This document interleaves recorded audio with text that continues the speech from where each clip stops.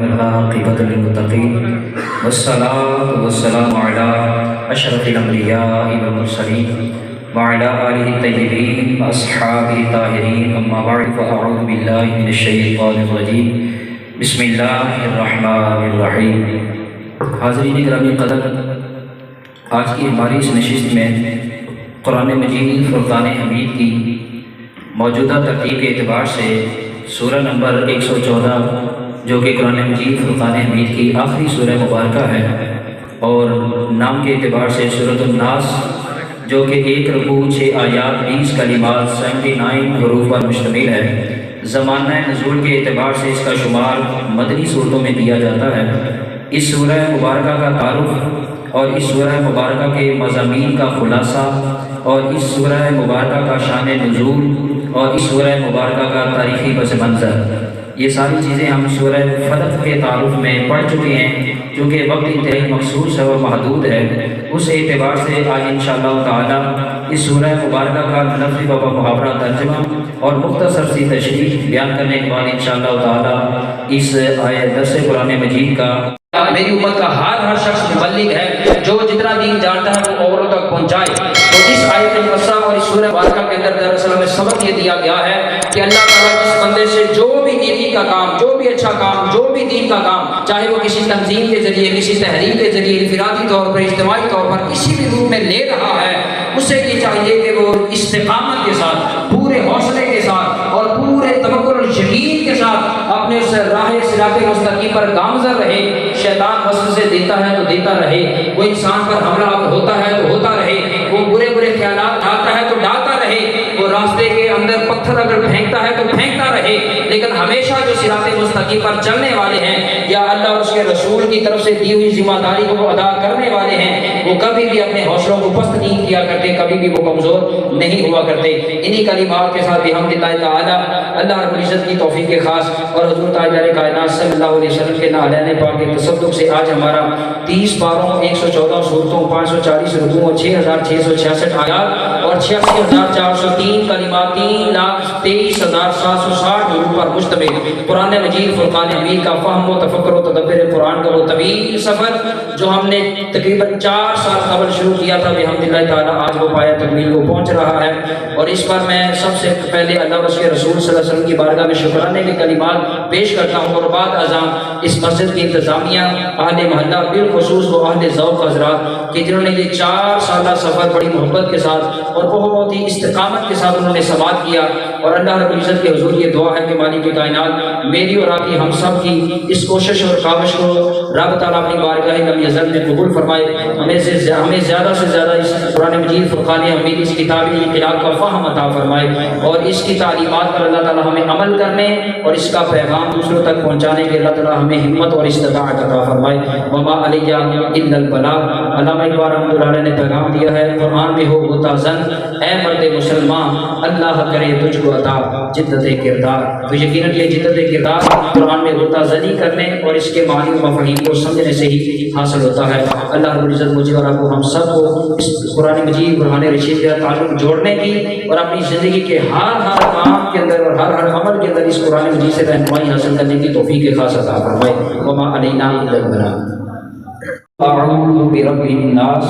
اے حبیب مکرم آپ فرما دیں، عرض کرتے فرما دیں، میں پناہ مانگتا ہوں سب انسانوں کے پروردگار کی، مالک الناس سب انسانوں کے بادشاہ کی، الہ الناس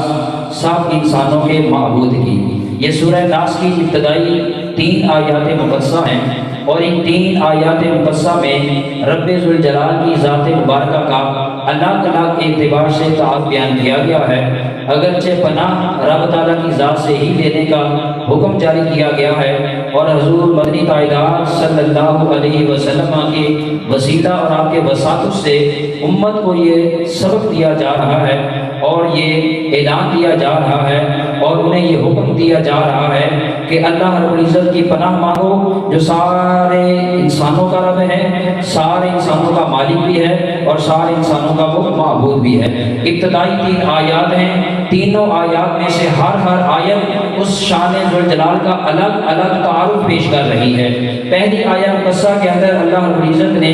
اپنی شان ربوبیت کا اظہار فرمایا ہے، فرمایا برب الناس، سارے انسانوں کا رب۔ اور اس آیت مقدسہ کے اندر دراصل بتایا یہ جا رہا ہے کہ ہر وہ انسان کہ جس انسان کی زندگی کی بہت ساری ایسی ضروریات ہیں، بہت ساری ایسی نعمتیں ہیں کہ جو اس کے روز مرہ کے معاملات چلانے والی ہیں، اور ان ضروریات کی خاطر وہ انسان مارا پھرتا ہے، ان کے حصول کے لیے وہ بہت ساری محنت مشقت بھی کرتا ہے، اور بس اوقات انسان ضعف ایمانی کی وجہ سے جائز اور ناجائز کام کی پرواہ کیے بغیر بھی اپنی ضروریات کے پیچھے دوڑتا ہے، حق تلفی بھی کرتا ہے، ظلم بھی کر جاتا ہے، ناانصافی بھی کر جاتا ہے، ملاوٹ بھی کر جاتا ہے، حتیٰ کہ جھوٹ، دھوکہ دہی اور فریب کا مرتکب بھی ہو جاتا ہے۔ تو اس آیت مقدسہ کے اندر اللہ رب العزت نے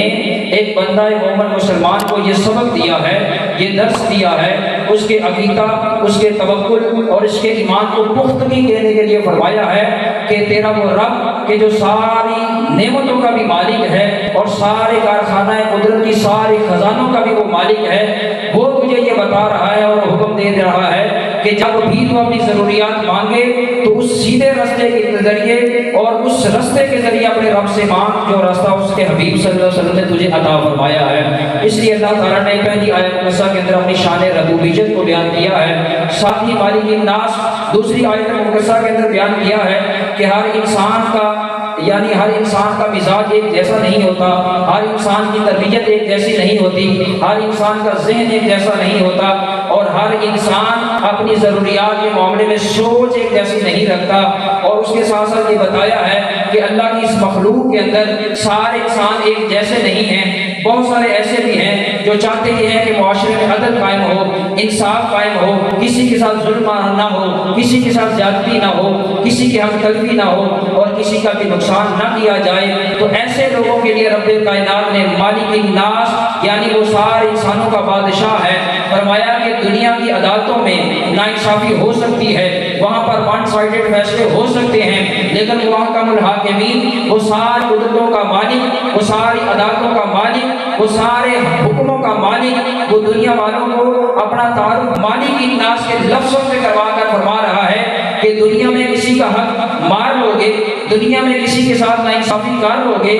دنیا میں کسی کے ساتھ زیادتی کر لو گے، دنیا کی عدالتوں میں چھٹکارا پا جاؤ گے، لیکن تمہارے ذہن میں یہ ہونا چاہیے کہ مالک الناس تمہارے اوپر ایک بادشاہ کو رب بھی ہے، قیامت کے دن اس کی بھی عدالت لگائی جائے گی، اس عدالت کے اندر تمہیں کھڑا کیا جائے گا اور وہاں پر تمہارا حساب جو ہے وہ لیا جائے گا۔ تو اس آیت مقدسہ کے اندر اللہ تعالیٰ نے اپنی بادشاہی کا تعارف کروایا ہے۔ تیسری آیت مقدسہ کے اندر اللہ تعالیٰ نے اپنی شان الوہیت کو بیان کیا ہے، اپنا معبود ہونا بیان کیا ہے اور فرمایا کہ سارے انسانوں کے معبود کی پناہ مانگتا ہوں۔ تو دراصل اس آیت مقدسہ کے اندر یہ بتایا گیا ہے کہ سب انسانوں کے مزاج چونکہ ایک جیسے نہیں ہوتے، تو کوئی اللہ رب العزت سے اپنی ضروریات مانگتا ہے، کوئی اللہ رب العزت سے اپنی خواہشات مانگتا ہے، کوئی اللہ رب العزت سے اس کی نعمتوں کے اس کارخانہ قدرت میں سے زیادہ نعمتیں مانگتا ہے، لیکن الہ الناس اس آیت مقدسہ کے اندر اللہ رب العزت نے فرمایا کہ میری اس مخلوق کے اندر، میرے بندوں کے اندر ایک طبقہ ایسا بھی ہے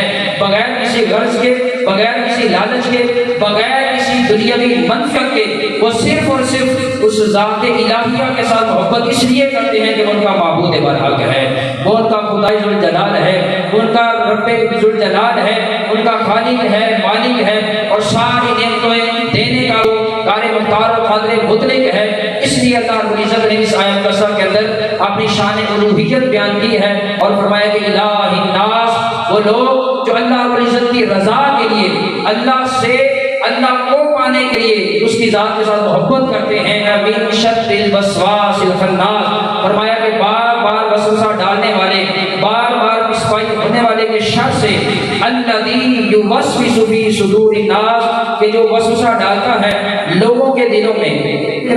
آیت نمبر 4 کے اندر فرمایا جا رہا ہے الذی یوسوس فی صدور الناس، فرمایا کہ جو وسوسہ ڈالتا ہے لوگوں کے دلوں میں، یعنی شیطان वसवसे डालने का जो अमल करता है, उस अमल से पनाह मांगने का अल्लाह रब्बुल इज्जत ने यहाँ पर तज़किरा फरमाया है। और फरमाया कि वसवसा यानी हदीस नफ्स को वसवसा कहते हैं।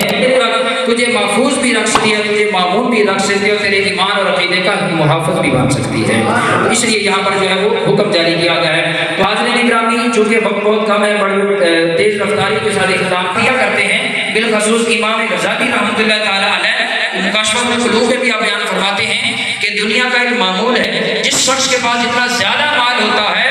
लुटेरा उसी पर ज़्यादा नजर रखता है, चोर उसी के घर पर नकब लगाने की ज़्यादा हिम्मत करता है। तो बेऐनी ही फरमाया कि जिस इंसान के दिल के अंदर तकवा, तहारत, ज़ुहद, वरा, इल्म, हिल, सब्र, शुक्र जिस दिल के अंदर ज़्यादा होता है, शैतान वहाँ वसवसे ज़्यादा पैदा करता है और शैतान वहाँ पर हमले करने की ज़्यादा कोशिश किया करता है। जनाब डॉक्टर अल्लामा मुफ्ती मोहम्मद बिलाल साहब, जनाब मोहतरम अल्लामा अब्दुल वहीद नक्शबंदी साहब को कुरान पाक दर्स कुरान पाक की तकमील पर यादगार शील्ड पेश करते हैं। ये दुनियावी इनाम है और सबसे बड़ा इनाम तो अल्लाह और अल्लाह के रसूल अता फरमाने वाले हैं। मेरे आका सल्लल्लाहु अलैहि वसल्लम का फरमान है कि कारी कुरान जब तिलावत कुरान करता है तो सैयदना जिब्रील अमी अलैहिस्सलाम आके उस कुरान पढ़ने वाले का मुंह ढूंढ लेते हैं। मेरे आका का फरमान है कि कारी कुरान जब जन्नत में जाएगा तो अल्लाह रब्बुल आलमीन फरमाएगा कि ऐ दुनिया के अंदर तिलावत कलाम करने वाले, ऐ दुनिया के अंदर कुरान पढ़ने वाले, जन्नत में कुरान पढ़ता चला जा बुलंदियों